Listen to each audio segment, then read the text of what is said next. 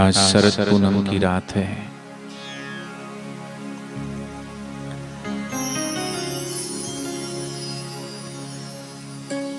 कहते हैं भगवान श्री कृष्ण जब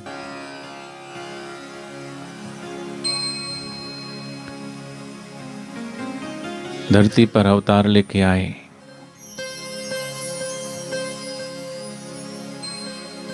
भगवान श्री कृष्ण ने एक संदेश दिया है जन्म से लेके महाप्रयाण तक। इस धरती पर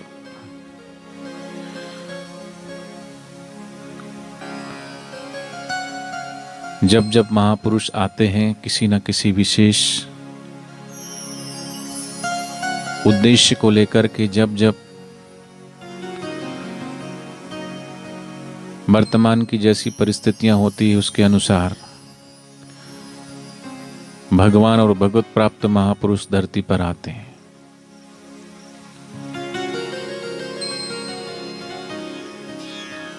कई बार हम सबको ऐसा लगता है कि भगवान ने हमको इतना दुख क्यों दिया। भगवान न कभी किसी को कोई दुख देते हैं और ना ही सुख देते हैं, बल्कि हम सब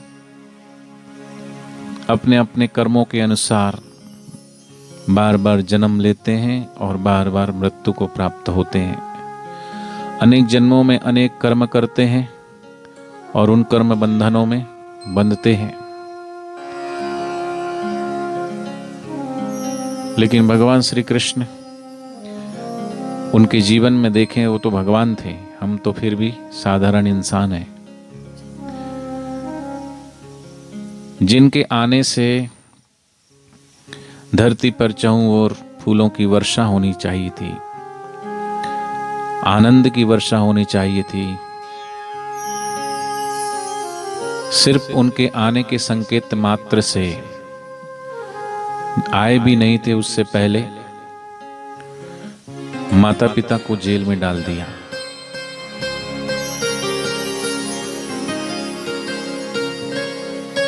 जो इस धरती पर जन्मा ही नहीं, उसके जन्म से पहले ही जिसके माता पिता जेल में डाल दिए गए हो, और उनके जन्म से पहले ही उनके 6 भाइयों को मौत के घाट उतार दिया, और जन्मते ही तुरंत उस जगह को छोड़कर के दूसरी जगह, अर्थात जन्म लेते ही अपनी माँ को छोड़ना पड़ा, अपने पिता को छोड़ना पड़ा।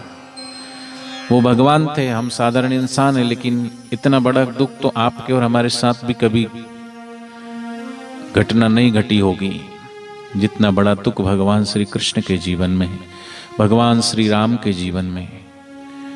ये भगवान के अवतार कहे जाते हैं, लेकिन और भी बड़े बड़े ब्रह्मज्ञानी महापुरुष इस धरती पर आए और उन्होंने तमाम प्रकार के कष्ट और दुख सहते हुए भी समाज की उन्नति के लिए, इस सृष्टि के सृजन के लिए एक उपदेश, एक मार्गदर्शन, एक जीवन जिया, और उस जीवन जी करके हम सबको ये सिखलाया, ये दिखलाया कि ये संसार है, ये मृत्यु लोक है, और इस मृत्यु लोक में जो भी आया है वो चाहे भगवान ही क्यों ना हो, इस संसार ने उसको दुख ही दिया है। इस संसार ने न राम को छोड़ा, न कृष्ण को छोड़ा, न बुद्ध को छोड़ा, न महावीर को छोड़ा। उन महापुरुषों ने आकर के इस धरती पर, और आते हैं वो हमारी उन्नति के लिए। भगवान और भगवत प्राप्त महापुरुष, उनका जन्म किसी कर्म बंधन के कारण नहीं होता है। हमारा जन्म कर्म बंधन के कारण सुख दुख और पाप पुण्य से मिश्रित होता है, लेकिन महापुरुष और भगवान वो तो सभी बंधनों से मुक्त है, फिर भी धरती पर आते हैं और सिर्फ और सिर्फ हमारे उत्थान के लिए, हमारे कल्याण के लिए, हमारी उन्नति के लिए। फर्क सिर्फ इतना है कि हम भी इस संसार में रहते हैं और ज्ञानी महापुरुष भी इस संसार में रहते हैं, लेकिन हमारे रहने के अलग कारण हैं और उनके रहने के अलग कारण हैं। जिस प्रकार हॉस्पिटल में डॉक्टर भी है और मरीज भी है, मरीज के अपने कारण हैं और डॉक्टर के अपने कारण हैं। मरीज अपनी बीमारी के कारण है, लेकिन डॉक्टर तो उस मरीज की चिकित्सा के लिए है।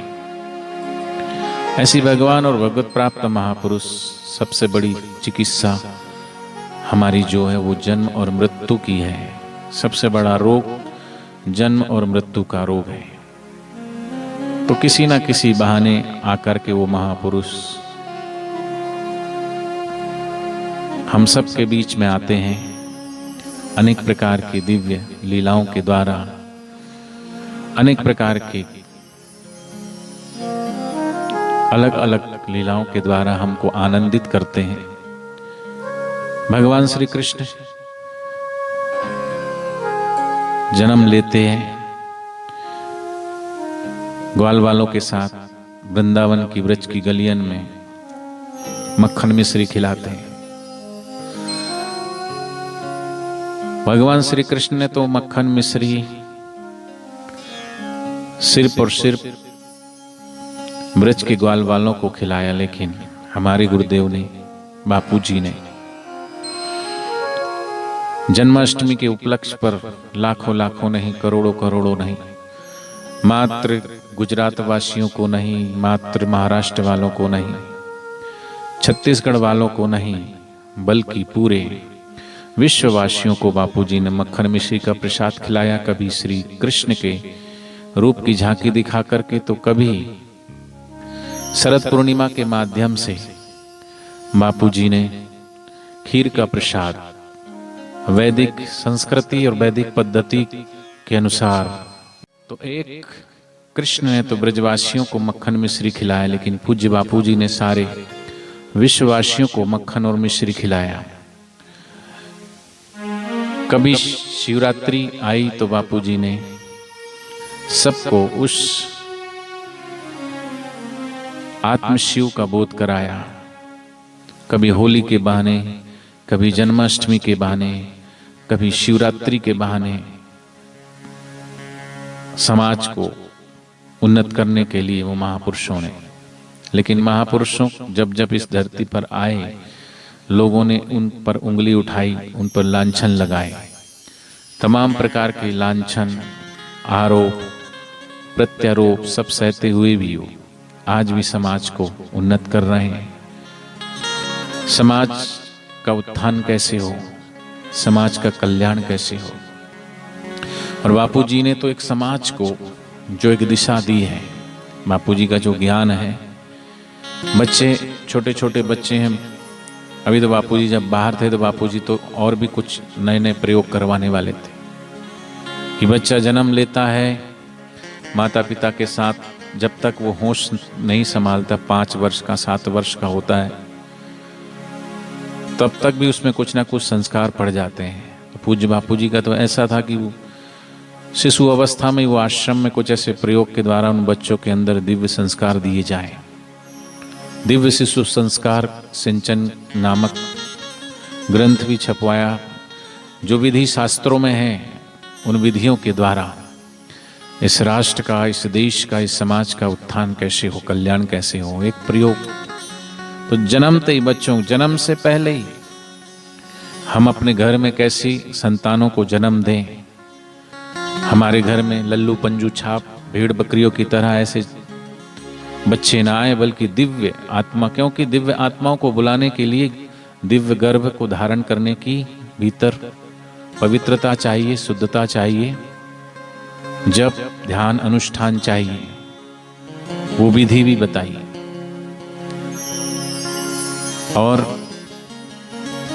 जिस प्रकार विशेष तिथि, विशेष पर्व पर, ग्रह नक्षत्रों पर आत्माओं का आह्वान अगर किया जाता है तो घर में दिव्य संस्कार, दिव्य शिशु आते हैं। और कितने कितने बच्चे बापूजी के दीक्षा के बाद माता पिता का जीवन जब संयम से रहे और फिर संतान को जन्म दिया, वो दिव्य संतानें, उनका हाव, उनका भाव, उनका आचार, उनका विचार अलग ही है। तो दिव्य आत्माएं धरती पर आने को आतुर है, लेकिन ऐसे ना तो पवित्र आत्मा, जैसे भगवान श्री राम का जन्म हुआ तो विशेष ग्रह नक्षत्र पर हुआ और यज्ञ किया गया, अनुष्ठान किया गया। भगवान श्री कृष्ण का भी जन्म हुआ तो विशेष नक्षत्र पर हुआ। ऐसे ही जब जब धरती पर कोई दिव्य आत्मा आती है तो विशेष ग्रह नक्षत्रों पर आती है, उस पर प्रभाव भी पड़ता है। तो बापू जी ने बच्चों के लिए एक अलग पैकेज, छोटे छोटे बच्चों के लिए, फिर बड़ों के लिए थोड़ा बड़े हैं तो बाल संस्कार, और उससे बड़े हो गए तो उनको युवा धन सुरक्षा, और फिर और बड़े हो गए तो युवा सेवा संघ। बच्चियों के लिए नारी तू नारायणी,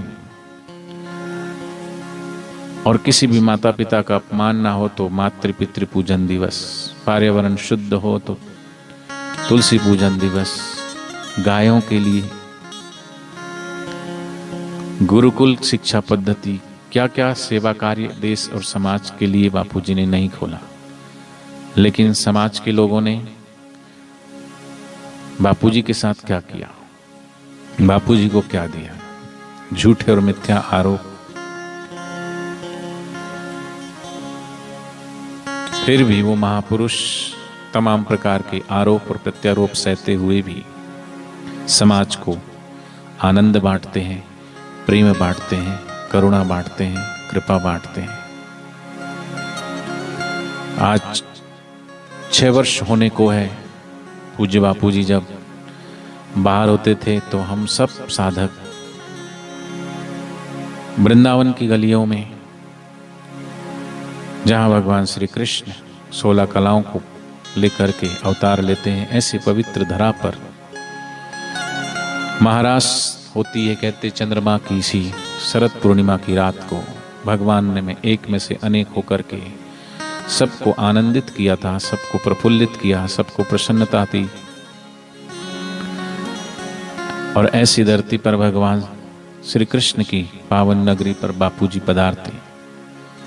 शरद पूर्णिमा का कार्यक्रम होता था, देश और विदेश से लोग आते। चंद्रमा की खुली चांदनी में बापूजी की सानिध्य में बापूजी की करुणा और कृपा, साधकों पर नूरानी नजरें पड़ती थी। किसी की कुंडलिनी शक्ति जागृत होती, कोई भाव से नाचता है, कोई झूमता है, कोई गाता है, कोई हंसता है, कोई रोता है। ऐसे दिव्य दिव्य अनुभव बापूजी करवाते थे। आज सब साधक उस आनंद के लिए तरसते हैं, उस प्रेम के लिए तरसते हैं, उस करुणा कृपा को पाने के लिए तरसते हैं। जो सद्गुरु से ऐसा आनंद मिला, ऐसा प्रेम मिला, ऐसा प्रेम न दुनिया में है, न समाज में, न रिश्तों में, न नातों में। ऐसा निश्चल प्रेम सद्गुरु का है। और यही कारण है कि हम सबको बापूजी से दूर करने के लिए मीडिया को माध्यम बना करके चाहे कितने भी प्रयत्न किए गए, लेकिन साधकों ने भीतर से यही कहा कि ये सद्गुरु का दर है, यहाँ मनमानी नहीं होती। ये सद्गुरु का दर है, यहाँ मनमानी नहीं होती। हमको गुरु से दूर करने की चाहे कितनी भी कोशिश करो, लेकिन न दूर कर पाओगे। चाहे कितने भी परेशानी दो, कितनी भी निंदा करो, लेकिन सच्चे भक्तों को कोई परेशानी नहीं होती, क्योंकि सच्चे गुरु भक्त कहते हैं कि अरे निंदकों, कुछ तो है बापूजी में, वरना आज भी बापूजी की दुनिया दीवानी नहीं होती, दीवानी नहीं होती, आज भी दीवानी। और ऐसे बापूजी के ज्ञान की जरूरत सिर्फ बच्चों को नहीं, सिर्फ युवाओं को नहीं, सिर्फ वृद्धों को नहीं, सिर्फ भारतवासियों को नहीं, सारे विश्ववासियों को है। और इसलिए कहते हैं रेत की जरूरत रेगिस्तान को है, सितारों की जरूरत आसमान को है, लेकिन बापूजी की जरूरत तो सारे हिंदुस्तान को है, सारे विश्व को है। तो उन महापुरुषों के ही संकल्प से समाज के लिए सोचते हैं। आज भी जोधपुर में बैठकर के बापूजी इस देश के लिए, इस समाज के लिए, पूरे विश्व के लिए, विश्व के मानव मात्र के लिए सोचते हैं कि हम सब कैसे आनंदित हो, हम सब कैसे प्रसन्न रहें, हम सदैव कैसे निरोग रहें, हम सदैव कैसे स्वस्थ रहें। हमारे बच्चे कैसे स्वस्थ रहे, शरीर को स्वस्थ, मन को प्रसन्न और बुद्धि में बुद्धिदाता के ज्ञान को कैसे भरें। वो महापुरुष अनेक प्रकार की युक्तियों के द्वारा हम सबको उन्नत बनाते हैं।